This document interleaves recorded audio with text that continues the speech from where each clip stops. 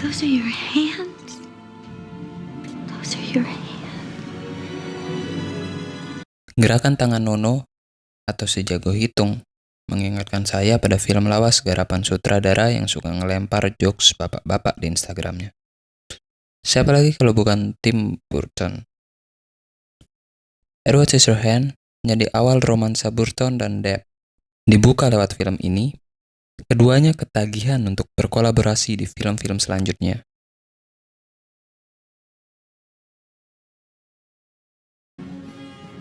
Dan tak bisa dimungkiri, setelah hengkang dari serial 21 Jump Street, berkat film ini, nama Depp semakin melejit di pasar perfilman. Meski dapat porsi bicara cuma 169 kata, performa total Depp yang mampu menghidupkan karakter fiktif Burton disanjung sampai masuk nominasi Best Performance di Golden Globe tahun 1991. Entah apa yang ada di kepala sutradara Corpse Bride ini sampai kepikiran bikin film tentang manusia bertangan gunting. Kehabisan ide kah?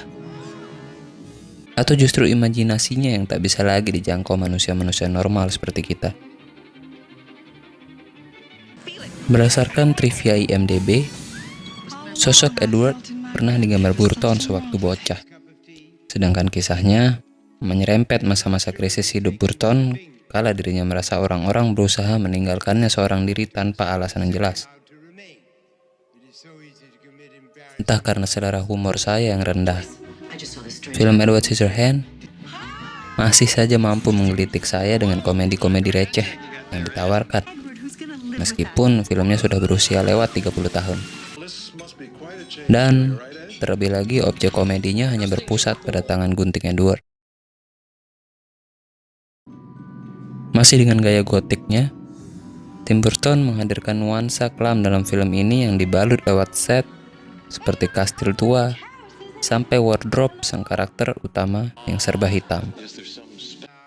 Edward adalah ciptaan sempurna seorang penemu yang keburu meninggal sebelum anggota tubuhnya lengkap, yang mana adalah tangannya.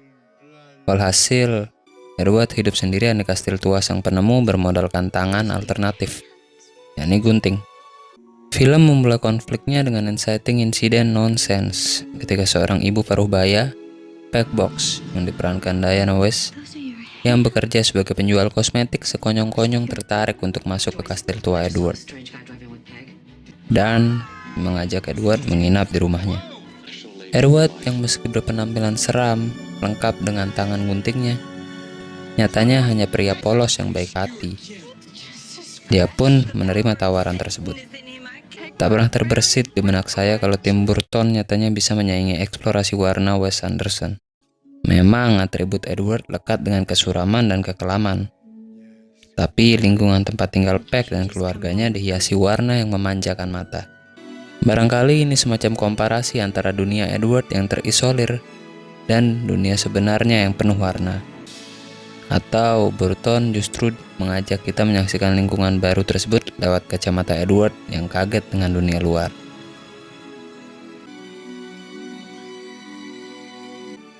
Walau berbalut komedi, film ini berhasil menyentuh nurani. Edward yang polos dan dalam tanda kutip berbeda, memicu rasa penasaran para tetangga. Ia pun dieluk-elukan dan dieksploitasi untuk kepentingan sepihak. Tapi Edward tak sadar dan merasa senang dirinya bisa diterima dan bermanfaat di komunitas barunya ini.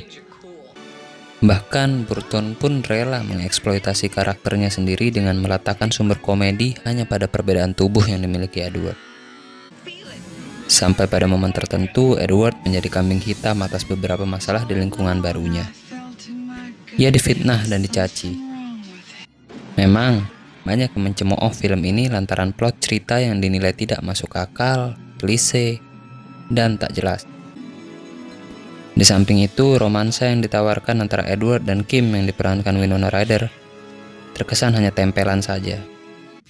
Bahkan kanal YouTube Cinema Sins yang gemar ceng-cengin film mengolok film ini habis-habisan lewat video khusus berdurasi 23 menit. Dalam video tersebut, Cinema Sins merangkum 132 kejanggalan dalam Edward Scissorhands. Namun, kesampingkan dahulu itu semua. Anggap hal tersebut sekadar cara konyol Burton berkomedi dalam film ini. Sebab ada pesan moral yang disuguhkan lewat perjalanan Edward mengenal dunia luar. Burton menyajikan tema berat eksploitasi lewat film ringan yang bisa dikonsumsi segala usia. Ini kerja yang patut diapresiasi, meskipun pada akhirnya cerita ditutup dengan adegan tragis dan lagi-lagi klise. Tak usah juga menutup mata, Burton sukses besar menggarap karakter di film ini. Siapa yang tidak tahu Edward Scissorhands? Atau siapa yang tak merujuk pada film ini ketika mendengar kata Scissorhands? Terima kasih, selamat menyaksikan.